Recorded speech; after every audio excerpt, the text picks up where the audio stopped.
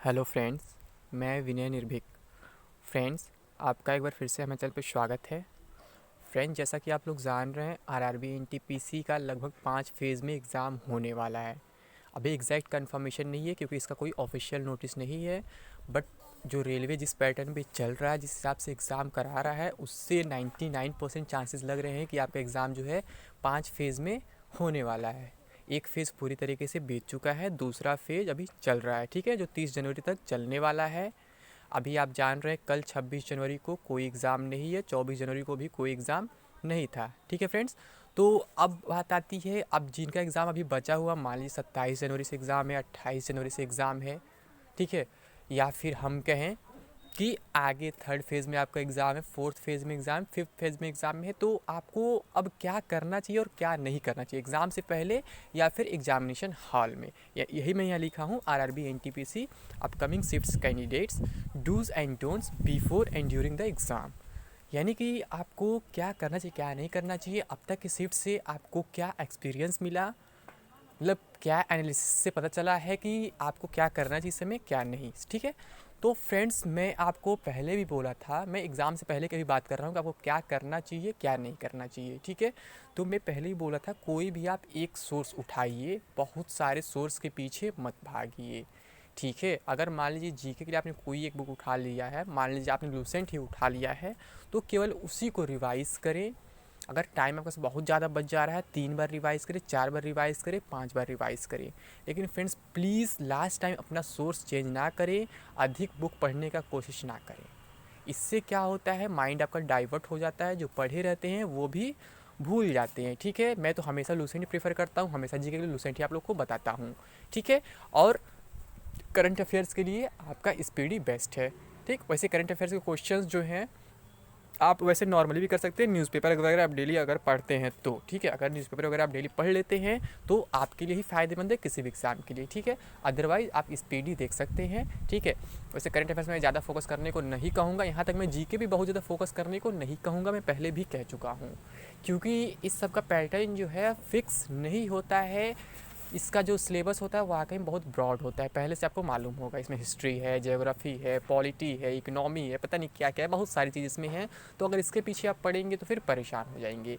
लेकिन इसी जो 40 क्वेश्चन का जो पार्ट है जीए मीन्स जनरल अवेयरनेस, इसमें करंट अफेयर्स और नॉर्मल जीके स्टडी अगर छोड़ दिया जाए तो एक पार्ट बचता है आपका साइंस, फ्रेंड्स, ठीक है। तो अगर आप साइंस को अच्छे से कवर कर लेते हैं, ठीक है, तो बहुत इंपॉर्टेंट मतलब रहेगा, ये आपके लिए बहुत फ़ायदेमंद भी साबित होगा। और साइंस के लिए कोई अलग बुक नहीं पढ़ना है आपको, आपको लूसेंट से ही पढ़ना है, ये मेरी गारंटी है। साइंस के लगभग 8 से 9 क्वेश्चन पूछे जा रहे हैं किसी भी शिफ्ट में, वहाँ आप 5 से 6 क्वेश्चन ईजिली कर सकते हैं अगर आपने लूसेंट सही से पढ़ा है तो, ठीक है।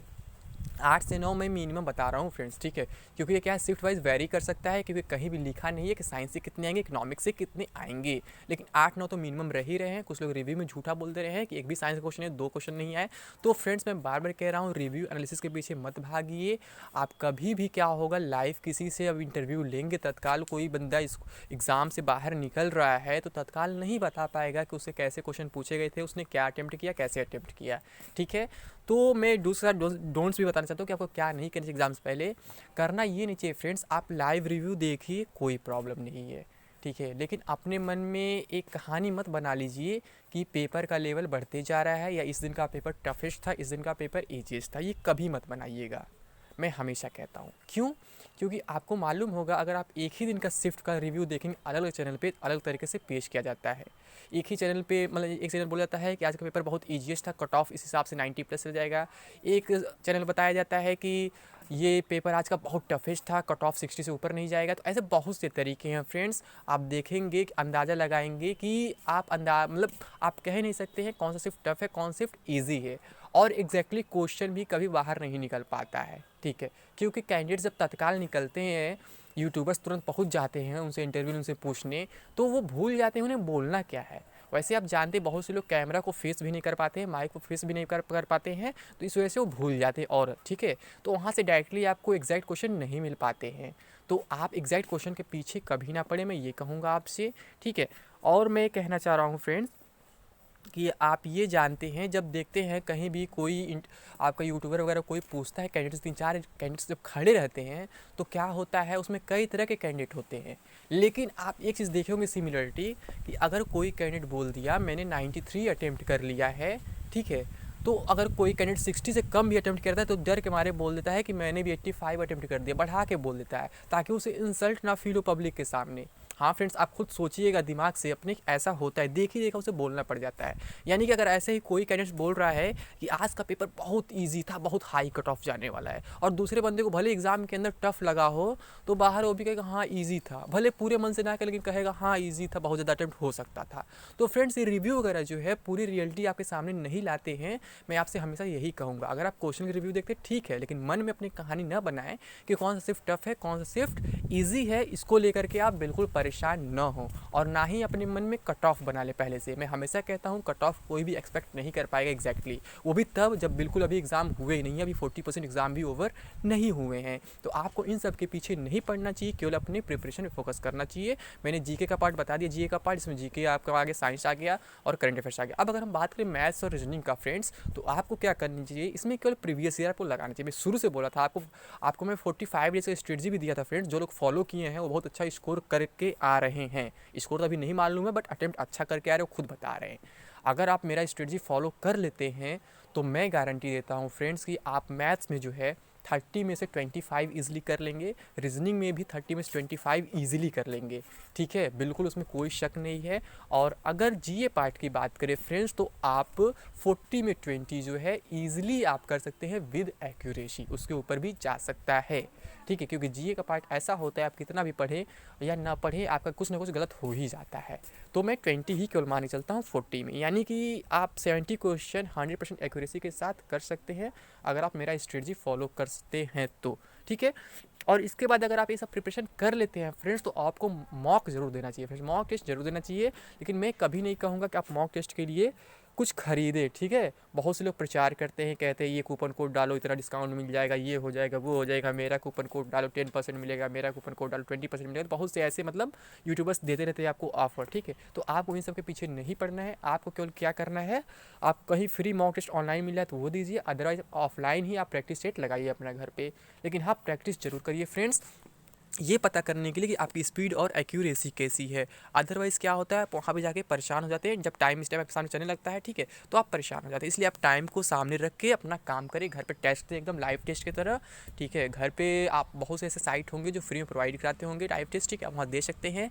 और इसके अलावा आप ऑफलाइन टेस्ट से भी अपने आप को चेक कर सकते हैं, एनालाइज कर सकते हैं कि आपका जोन कौन सा स्ट्रांग है, आपका जोन कौन सा वीक है और आपका जोन कौन सा नॉर्मल है, ठीक है। तो ये एग्जाम से पहले की बात हो गई फ्रेंड्स डूज एंड डोंट्स। अगर हम शॉर्ट में बोले फ्रेंड्स, डूज एंड डोंट्स में क्या होगा, तो डूज में क्या होगा, आप केवल अपने प्रिपरेशन पे फोकस करिए, केवल लिमिटेड सोर्स रखें, उन्हीं को बार बार रिवाइज करें, मॉक टेस्ट देते रहें, रिव्यू देखने जा रहे हैं तो वहाँ से केवल क्वेश्चन का पैटर्न देखें, ठीक है, ना कि एग्जैक्ट क्वेश्चन के पीछे पड़े रहे कि एग्जैक्ट क्वेश्चन यही आएगा आगे आ जाएगा, ठीक है। तो ये सब डूज में आ जाएंगे। अगर डोंट्स में हम बात करें फ्रेंड्स, तो आपको क्या करना होगा, बहुत ज़्यादा सोर्सेज के पीछे नहीं भागना है, जैसा कि मैं बोला केवल एक सोर्स के पीछे रहना है, ठीक है। और मन में कट ऑफ वगैरह कहानी नहीं बनानी है कि इतना कट ऑफ जा रहा है और ये सिर्फ ईजी जा रहा है सिर्फ टफ जा रहा है, ये सब कहानी नहीं बनानी है। ये नहीं सोचना है कि यही क्वेश्चन रिपीट करने वाला है या फिर आज का सिर्फ जो टफेस्ट रहा आज का सिर्फ ईजीएस्ट रहा, इसको लेके परेशान नहीं होना, यानी सब आपको बिल्कुल नहीं सोचना है।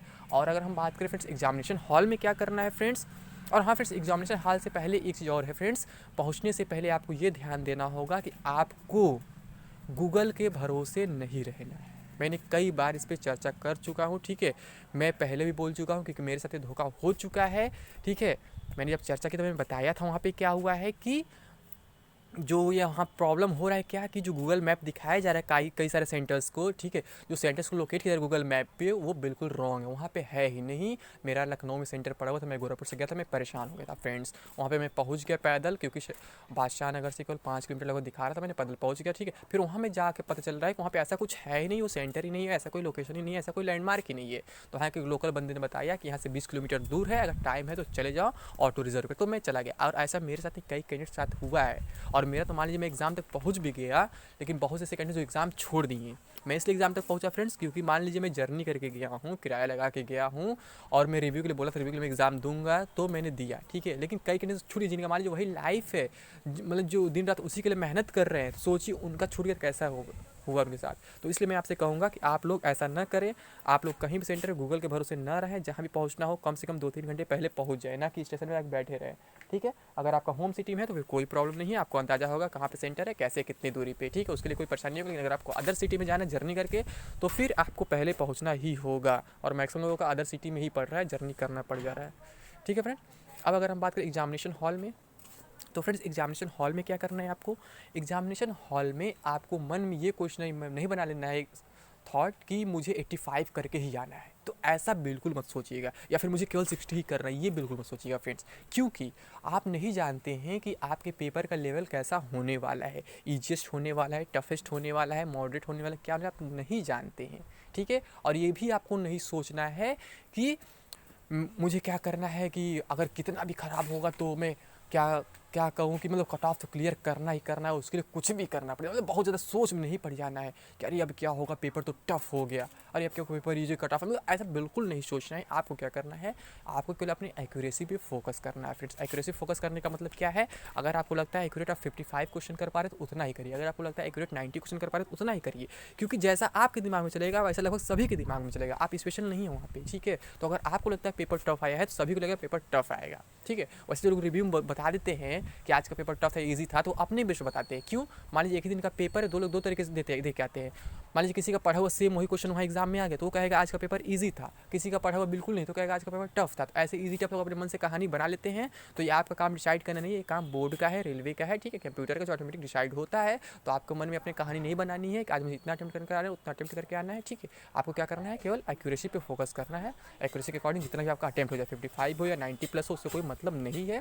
केवल आपको अपनी एक्यूरेसी फोकस करना है और बी पॉजिटिव ऑलवेज, यानी कि हमेशा ये सोचना है कि मैंने जितना पढ़ा है उतना मेरे लिए पर्याप्त है। मैं वहाँ से एग्जाम अपना क्वालिफाई कर लूँगा, CBT 1 क्वालिफाई कर लूँगा, CBT 2 में 100% अपीयर होऊंगा, ठीक है फ्रेंड्स। तो मैं इतना ही आपसे कहना चाहता था, ठीक है फ्रेंड्स। तो अभी के लिए बस इतना ही। थैंक यू, जय हिंद, जय भारत।